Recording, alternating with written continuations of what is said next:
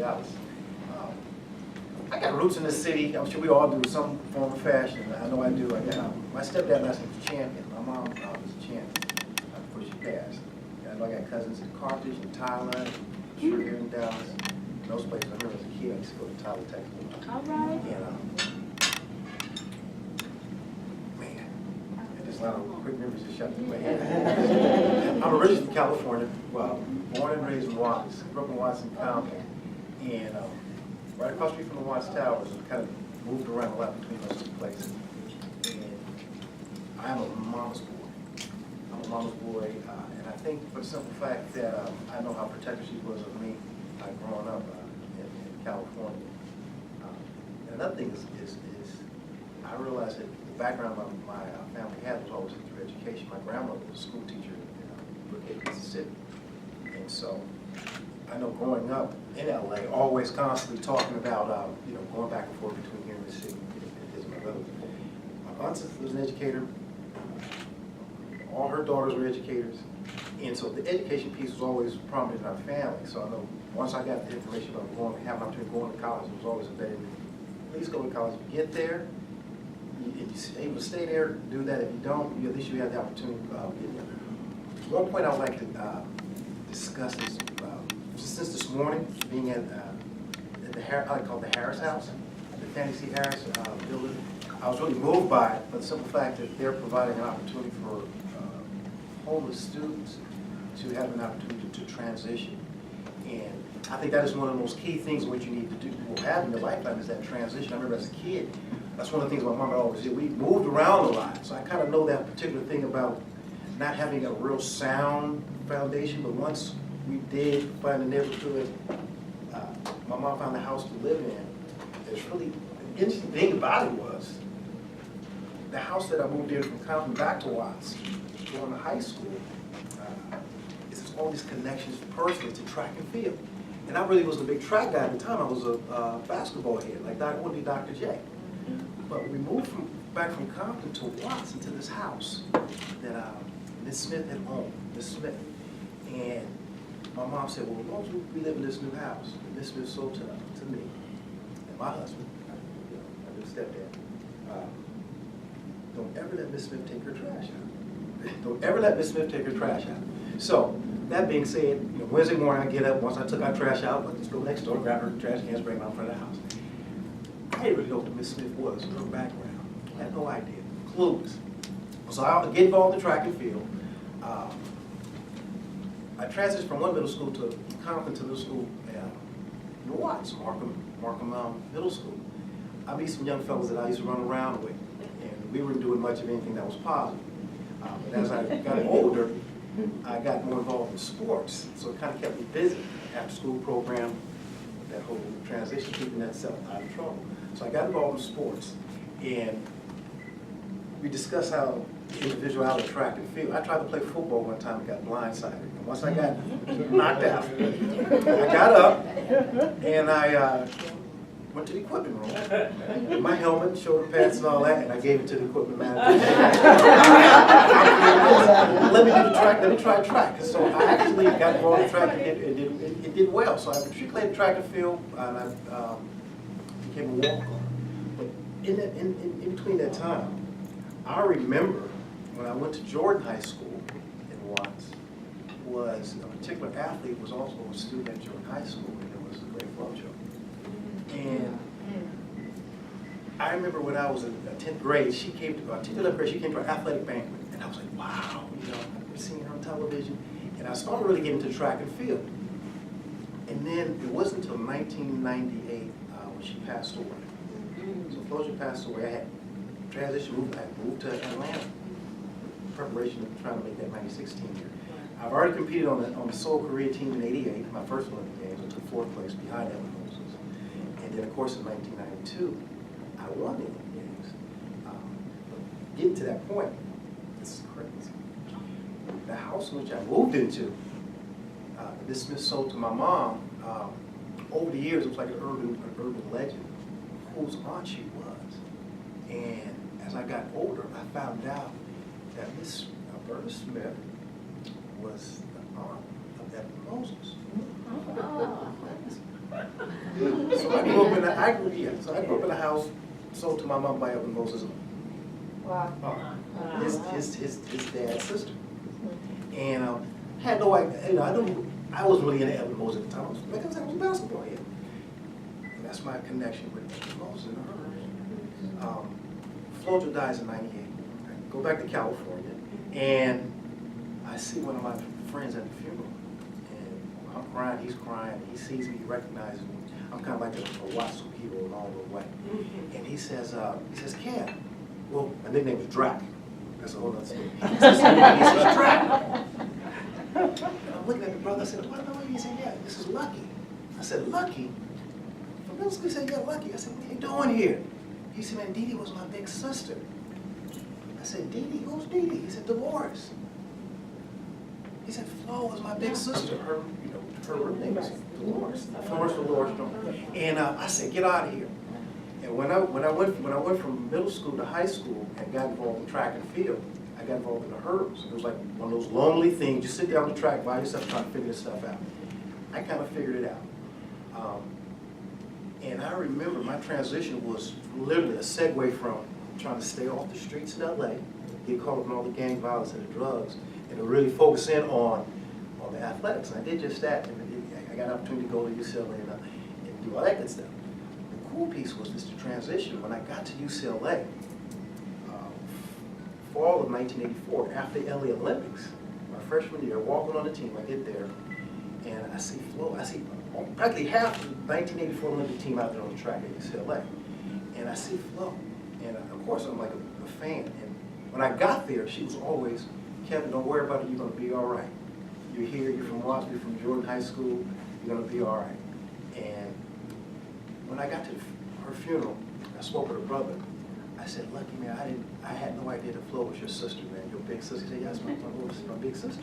I said, man, did you know when I was at UCLA trying to stay on campus, she would always come by me and tap me on the shoulder, give me a hug or something, say, Kevin, just stay in there. And I watched all these great athletes on the track do what they did. So it was like an osmosis sort of thing. I got better, I improved, I got focused. I made my first Olympic team in '88.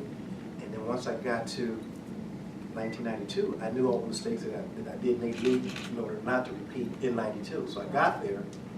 That thing about transitioning. I was able to transition from what I learned in 1988 to 1992, and I did everything that I knew was in my power to go out and get a medal. And fortunate enough for myself, I got the gold medal. And in running to get the gold medal, I set a world record, which was breaking up with Moses' record. Wow. So I broke out with Moses' record in the Olympic Games, set a new Olympic and world record, which still stands to this day. Up until last year, I was the only man on the planet to run under 47 seconds in the 400-meter hurdles. The beauty of it is, it's always been strong women in my family. You know, from my grandmother to my aunt. I mean, I got so many stories about. I'm baby brother. I got 5 older sisters, and an older brother. We're like bookends. My brother, my sisters, and me. Then I got a baby sister with my daddy, my little sister. But the whole fact that when you said that you were destined to do certain things, and you just have to get that energy. You never quit. When you were talking, I was just so moved by it because it's like I was destined to be this world record holder. Whether my record gets broken or not, it was just a journey which I've been able to take. And it was some Flojo, it was my grandmother, it was my aunt. State meet, 1984, California. I'm there by myself. Only kid from my team at the state meet. I'm just blown away by it, and I'm going, I don't know why I'm here. And I'm trying to warm up, I'm trying to get my head together. I see all these great high school athletes, and I'm out of it. I'm not running the intermediate race, I'm running the short hurdle race. And I'm warming up, and I'm trying to figure out what I'm going to do. I'm just at a disadvantage. And the greatest thing happened. I'm walking, and I hear a voice, somebody says, how old is she? She said, Kevin. And I look up, and it's that aunt, my aunt Daisy Davis, educator.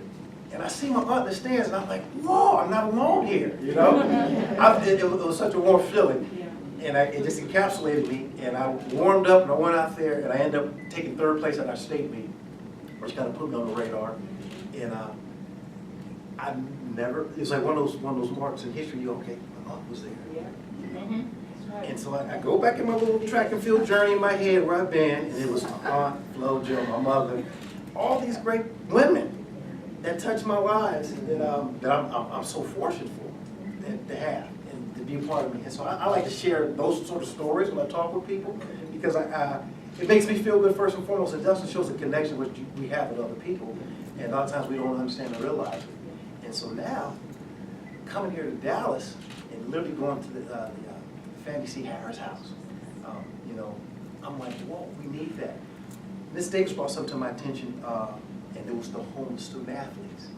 And it dawned on me of how many youngsters are out there that are homeless and not saying anything. And then I get on the phone and talk to my little brother in LA. He's a coach at one of the schools. I said, Derek, I said, my play brother, we're real close.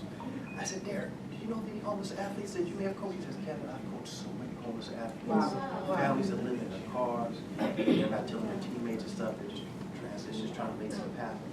And I said, man, that's an epidemic proportion. So we really need to do something about it. I said, well, I'm going to do all I can personally to do something about it, talk about it, discuss it, bring it into the forefront, because we're talking about shoe companies paying off athletes. We're talking about coaches getting paid multi-million-dollar contracts. We talk about NCAA looking at the blind line, doing this and that. And we got all these student athletes from these different families having these hard times. We just seen the tip of the iceberg of this. That's right. We really are. Yes, when you brought it to my attention, it's like I got to pull the layers back and actually personally talk to the individuals about these stories and bring everybody together. Because what they're doing at that across by the Cotton Bowl is beautiful. It's amazing. Just the idea of having an opportunity to go someplace, get some peace of mind, wash your clothes, take a shower, sit down, and unwind and get your mind together. Get away from all the chaotic stuff that happens in your lifetime, during the course of trying to live, is a blessing. And for those folks who may be in those transitional moments in their lifetime, the importance of it is so, it's incredible. So I believe it's and another thing that we got to place and put on our shoulders and move around. We got to educate people about that. And I want to do whatever in my power, not just here in Texas, but also the other states here that we do have in this great unit of ours. And it's just be vocal about it, talk about it, and just raise funds about it, make something happen. The best thing that can't happen is not talking about it, or the deeds that we can do. So don't talk about it, be about it. And I see that basically all these wonderful women here, you guys aren't talkers. You guys are doers. I'm listening to you guys' stories about great businesses and things you've done education-wise. Basically, education is the foundation of whatever we're going to do. And so I think we got to impact these youngsters and let them know that a continuous avenue of learning is definitely has to be there. It won't make your mind sedentary. It keeps you moving. It makes you want to give back. I think the biggest gift I've ever given was somebody giving me an opportunity to express myself. And a lot of times I used to hide behind it. But now I like to get up and run my mouth and talk because I like to tell people of the connections that people made. A lot of times I walk around just with a whole bunch of anonymity. People don't even know that I've been the world record holder for the past 27 years in the community. They talk about Edwin, and that's fine.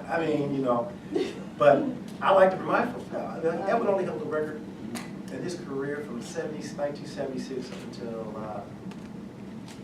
9 years, 9 months, 11 days to the day I'm born. And but I share that record with him as well, based on my connection with his mom.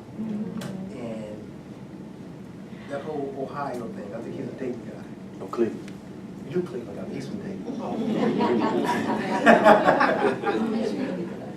But just in summation, I think we need to take all this great power and energy that we do have here and don't let it just sit here in this room. Spread it out, encapsulate each other, and make stuff happen. Utilize all the resources that we do have and make things that happen. I thoroughly want to thank Ms. Davis first and foremost. Absolutely.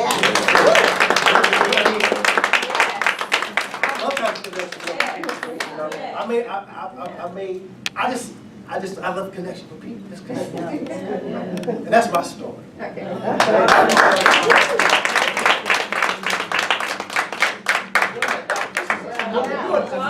Yeah. Do we understand what we got here? Yeah.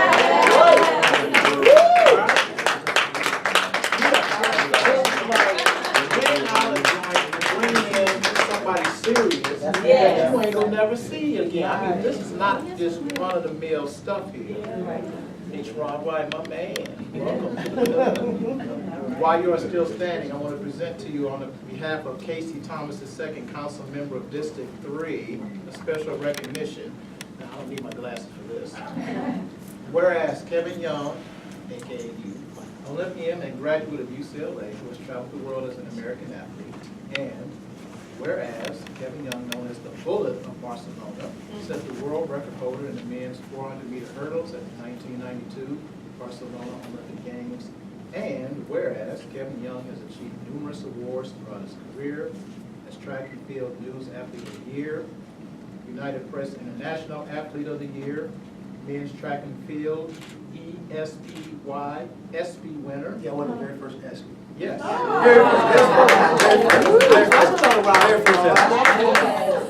United States Track and Field Hall of Fame, and whereas Kevin Young, through his Spirit of Inspiration tour, has shown his passion and drive for the importance of having youth athletics in high schools across America, it is a great honor to welcome Mr. Young to the city of Dallas area high schools in partnership with the Esther Davis Show, Fred Jones, Jones 2000 Beyond, Deborah Jones, and White Connect Dallas. Now, therefore, I, Casey Thomas II, and on behalf of the Dallas City Council on March 29, 2019, do hereby extend special recognition to you, Kevin Young. This is really cool. This is really nice. This is really nice. We want to see it.